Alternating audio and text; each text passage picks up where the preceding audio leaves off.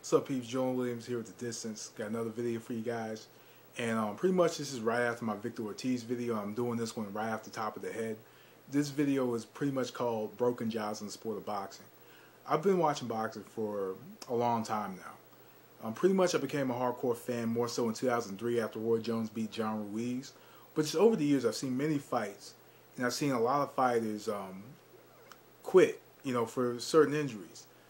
And I've seen only a handful of fights with fighters that quit having a broken jaw. And this video is going to be called History of the Broken Jaw. Years ago, my grandfather was a huge boxing fan. And me and him used to watch boxing on the TV a lot, like in the 90s. This was in the 90s, and I remember one of the first fights, actually it wasn't necessarily a fight, but it was an interview I saw. It was Muhammad Ali. He fought Ken Norton, and we all know the story with him and Ken Norton. Ali went in the fight. He's fighting him for numerous rounds with a broken jaw. It's for a lot of people, it's debatable whether or not he broke the jaw like earlier in the fight, whether it's in the second round, I think, and fought all the way to 15 in the first fight, or if the jaw was broken in the 15th round. And I do believe Dundee or somebody said it was in the second round, like pretty much. One moment here. Pretty much, I think he said during the fight, his jaw was broken. I can't really remember because it was so long ago when I saw the interview, but I did see the fight about a year ago. But Ali got in the fight, he went in and he fought, fought with that broken jaw. And Norton was landing some decent counter shots, landing a few left hooks and a few jabs right in his jaw. But Ali kept fighting on, and that's, and Ali was a legend. Ali is a legend, excuse me. Ali's a legend, one of the greatest of our time. And, he continued fighting, fighting on with that broken jaw. And took a few decent shots with the broken jaw. Another fight I could tell you I remember, and this was in recent years, it was Edison Miranda and Arthur Abraham, another fight where a fighter had a broken jaw. Edison Miranda at the time, one of the hardest punching middleweights, like I think it was in 2006, one of the hardest punching middleweights, caught Arthur Abraham, and Arthur Abraham kept fighting with a broken jaw. And some of those shots, was just hard to see. See Abraham taking. You can see him like in between rounds just spitting blood out. And now Arthur Abraham has that steel plate in his jaw as a result of the fight. But Arthur Abraham kept fighting on, throughout the fight. Even though he got caught, with a good shot right in the jaw from Edison Miranda, and he kept getting caught, and you could tell, his face was swelling up and stuff. That was another fight that I can tell you I definitely remember. It was ESPN Friday Night Fights. It was January 2009. It was Juan Urango versus Herman Ngojo, and it was for the IBF Light Welterweight Championship. Herman Ngojo, like early in the fight, he got hit.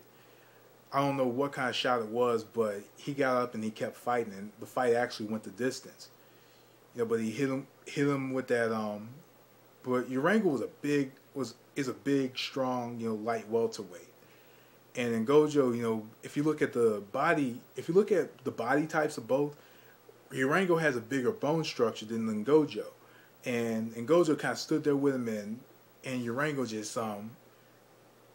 just hitting him throughout the entire fight. And nobody really knew that Ngojo had a broken jaw until like maybe about a week or two later. But, you can definitely applaud, Ngojo's bravery going into a fight against a Juan Urango. And actually the fight was a little close, if you ask me. In my opinion, I thought the fight was close. But, Ngojo got up, he kept fighting. Another very recent one was Monty Barrett and David Tua. David Tua broke Barrett's jaw like in the last round, knocked him down. Barrett got up and finished the fight. Now, the broken jaw in boxing, of course, is just as much of a crucial injury as breaking your hand, because the chin is not a line of defense. The hands pretty much is a line of defense, if you ask me. The hands and the feet. Do I think Ortiz could have continued the fight? I think he could have, but also if you look at the fight, his jaw shouldn't have been broken. This is an injury that could be well avoided in boxing, especially, and it's pretty much dependent on your defense. You definitely have to have defense. You definitely have to have foot movement. Victor Ortiz had calculated movement, and he decided he was going to stand there and he was going to trade with Lopez. But just overall looking at fights and seeing fighters actually break their jaw over the years and continue fighting, you know, I have little to no sympathy for Victor Ortiz because, hey, that's the kind of fighter he is. He's going to quit, you know, when he's facing a huge level of adversity. He did it against Maidana, and he did it in this fight.